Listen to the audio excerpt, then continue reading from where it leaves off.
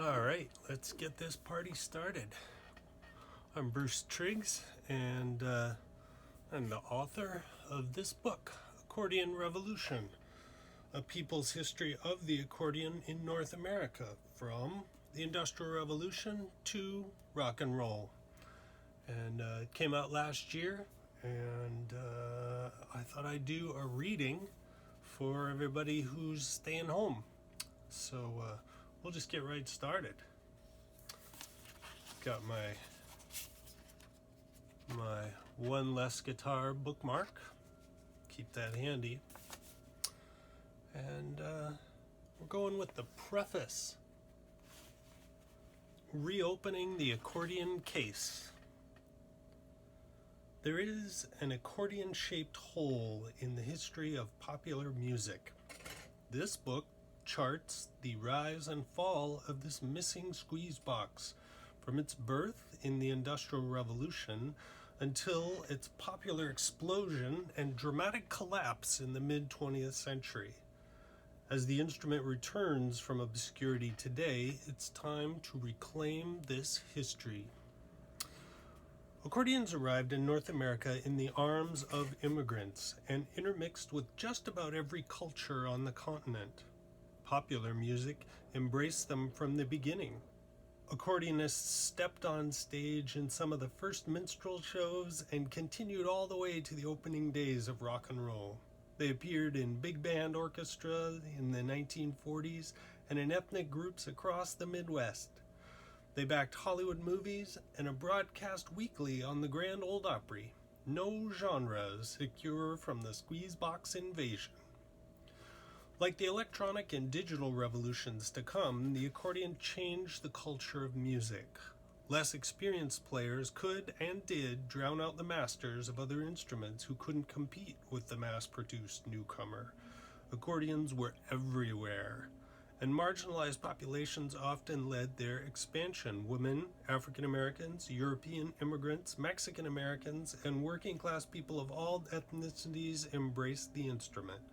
Their joys, struggles, and refusal to be silenced are at the core of the accordion's story. A few well-known names appear in this book, but the vast majority of the artists who spurred the accordion's popularity are unknown today. Instead, you'll find new and unfamiliar tales from genres you may already love. We also delve into origins of once obscure styles like Zydeco and Irish traditional music that have gained international attention and helped restore the accordion's reputation with modern listeners.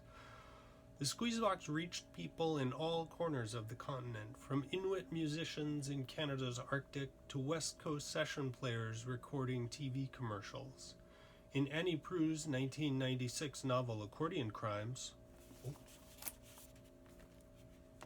great book, watch out, everybody dies. A little green accordion travels through 100 years of comical, poignant, and occasionally brutal history. Many people play it as it passes through one immigrant culture after another. Accordions enriched North America and reflect the dramatic changes over the last century and a half that shaped music, people, and the world. This book is arranged roughly chronologically with sections divided by culture and genre. Part 1 is the dawn of the Accordion Revolution. It describes how the instrument was born and raised until it was old enough to head out on its own. It also introduces the absurd variety of instruments within the accordion family. Absurd. Part 2, the Golden Age, recalls the half-century when accordions were stars rather than punchlines, when they commanded stages, screens, and hit records, and when millions of people welcomed them into their homes. The Golden Age. Part 2, The Golden Age, recalls the half-century when accordions were stars rather than punchlines, when they commanded stages, screens, and hit records, and when millions of people welcomed them into their homes. Part 3, Roots Music and Outsiders Canon, delves into genres that played true to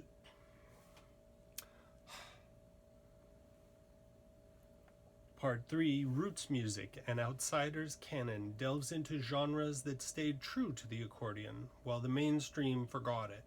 It reveals why Zydeco, Irish music, Jewish klezmer, and Texas-Mexican border accordions have become key to the instrument's revival of popularity.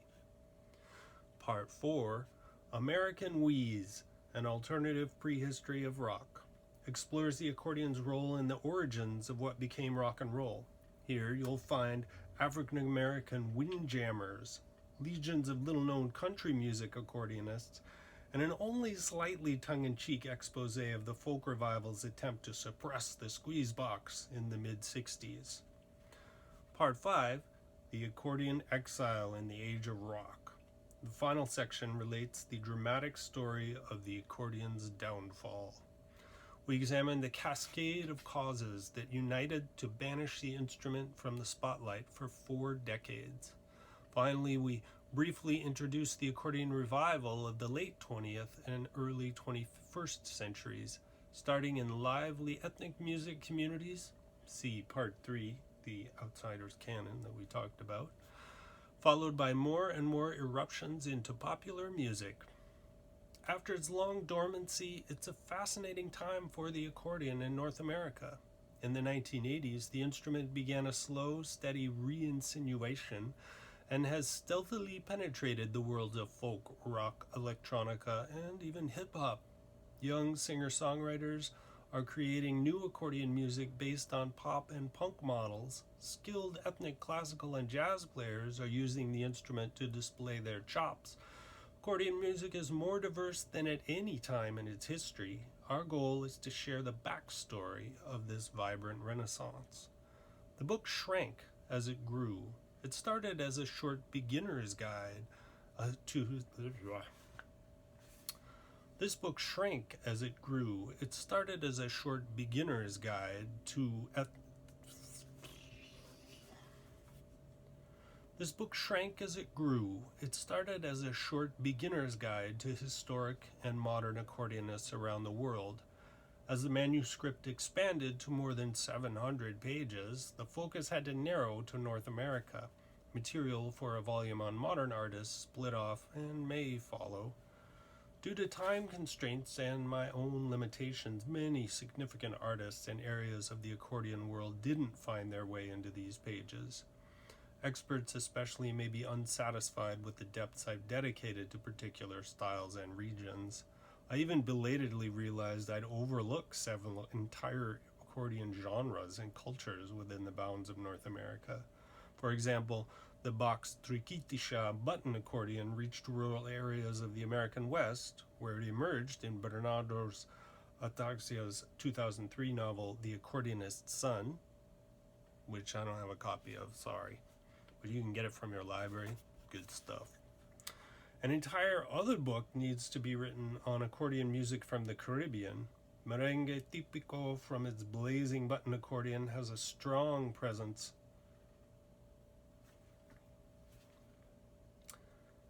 An entire other book needs to be written on accordion music from the Caribbean. And some friend of ours is working on that. Let me check. Who is that? Oh yeah, we're going to do that later. We'll do our footnotes in a minute.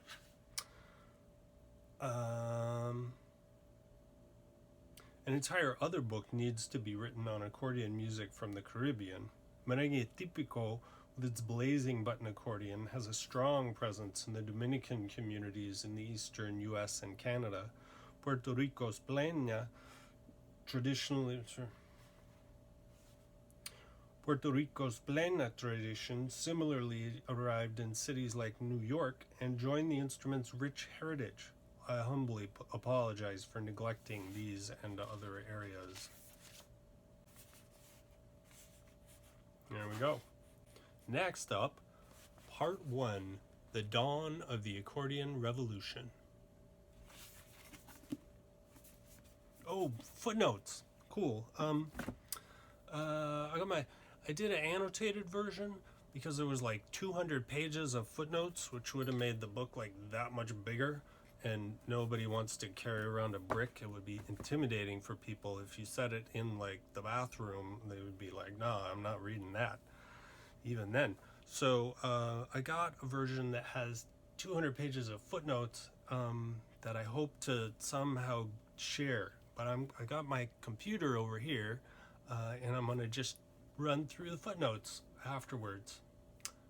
Oh, yeah, so first one, after I talk about Annie Proulx's book, Accordion Crimes, worthwhile.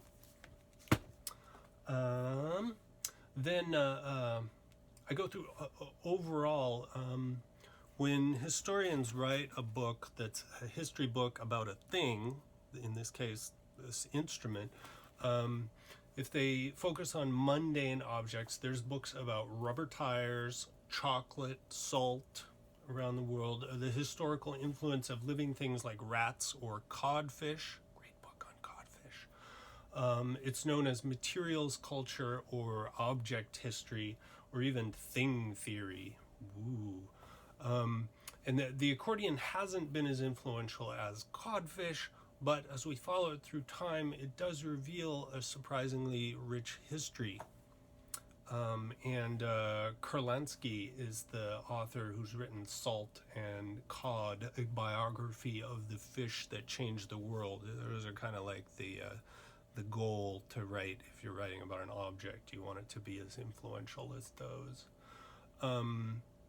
American Wheeze, we talked about that when we talk about rock and roll accordion and other things that kind of led into rock and roll, basically black music and country music and sort of the folk revival. It's my take. The title American Wheeze is from a song from David Eugene Edwards and the band 16 Horsepower from their Sackcloth and Ashes record. Great record. You see him up there. It's on YouTube, him playing that at like a metal concert, and it's really intense. Let's see, what else do we got here? Oh yeah, I wanted to do a technical section in the book where it would talk about like how to mic your accordion and what accordions are made of and all the different parts of an accordion. We'll talk about this later, but George Bachitz has written a book called The Accordion what is it? George Bachit's book, The Piano Accordion Owner's Manual and Buyer's Guide, is really highly recommended. It's got all the information about how accordions work and how to buy an accordion and what kind of an accordion you want. And so this is a great book. Tells you about all the stuff you might want and need. So definitely recommend Piano Accordion's Buyer Guide. He wrote this, so I didn't have to include it as an extra section on the end of mine. You can buy it separately. Well worth it. So what else do we do? I talked about the Caribbean accordion and how I wish I had a section on Caribbean accordion and the Dominican accordion, merengue típico and stuff. And Sydney Hutchinson has written a bunch of stuff on that. And she, I believe, is working on a book about all the Caribbean accordion traditions, which would be fantastic. And I'm totally looking forward to that coming out.